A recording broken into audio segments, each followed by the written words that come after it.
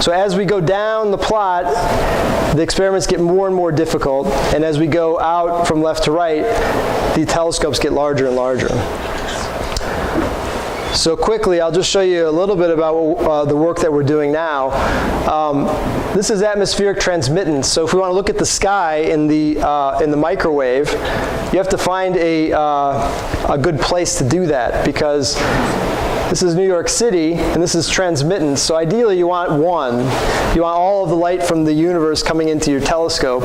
If you observe from New York City, you can see it's pretty terrible, right? And this is coming from the fact that the light actually interacts with the atmosphere. This is how your microwave oven works.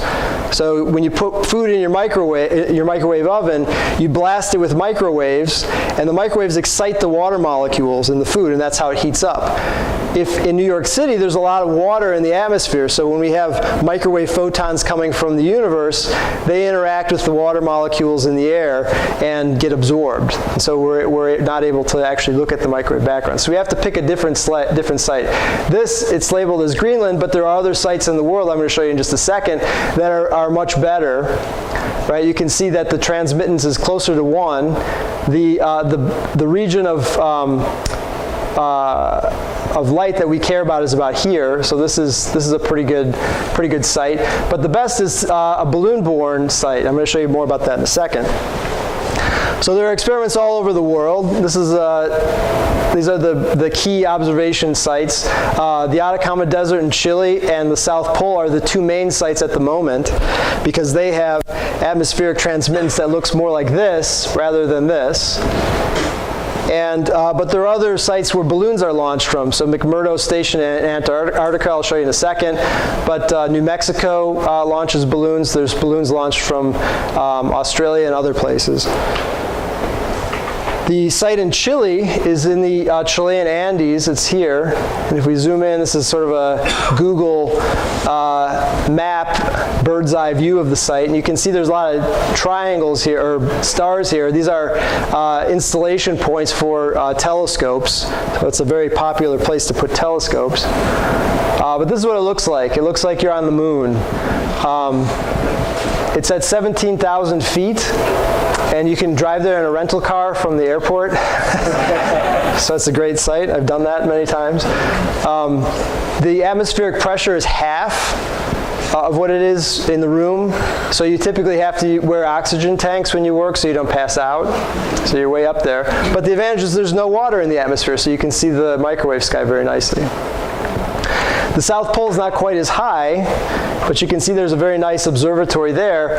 The water in the atmosphere is gone because it's all laying on the ground. It's very, very cold there, and so that's what happens with the water, and it precipitates and in the form of ice, and so the air is very dry. So it's also a good candidate location. So these are a couple of experiments that are running. There are small experiments, there are medium-sized experiments, and large experiments, and they're all looking for essentially the inflationary gravitational wave signal now.